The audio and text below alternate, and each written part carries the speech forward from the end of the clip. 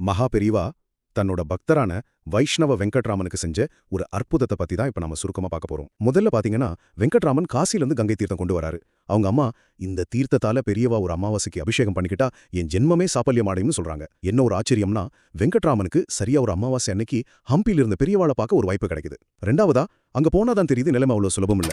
அன்னைக்கு ஆந்திர முதலமைச்சர், வேல்ஸ் இளவரசர் சார்லஸ்னு பெரிய பெரிய விஐபிஸ்லாம் வந்திருந்ததால கூட்டம் அலைமோதுது. பழங்கள், மாலைகள்னு பரிசு பொருட்கள் மலை மாதிரி குவிஞ்சு இவர் கொண்டு போன கங்கை சொம்பு கண்ணுக்கே தெரியாம எங்கேயோ போயிடுச்சு.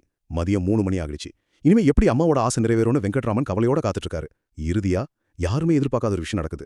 திடீர்னு எழுந்த பெரியவா கூட்டத்துல இருந்த அந்த கங்கை சொம்பை மட்டும் கரெக்டா எடுத்துட்டு வர சொல்லி துங்கபத்திரை நதிக்கு போறாரு. ஜோதிடப்படி அமாவாசை தீதி தொடங்குற அந்த சரியான நிமிஷம், அதாவது மதியம் 3:22 மணிக்கு அந்த கங்கா ஜலத்தால அபிஷேகம் செஞ்சுக்கிறாரு. இது மட்டும் இல்ல, அவர் நடந்த பாதச்சுவட்டோட புனிதமண், அதாவது பாததூளி மத்தவங்க கண்ணுக்கு தெரியாம வெங்கட்ராமனுக்கு மட்டும் பிரசாதமா கிடைச்சது. ஒரு பக்தரோட உண்மையான வேண்டுதல் காலம் நேரம் எல்லாத்தையும் தாண்டி மகாபெரியோட கருணையால சரியான நேரத்துல நிச்சயம் நிறைவேறும்.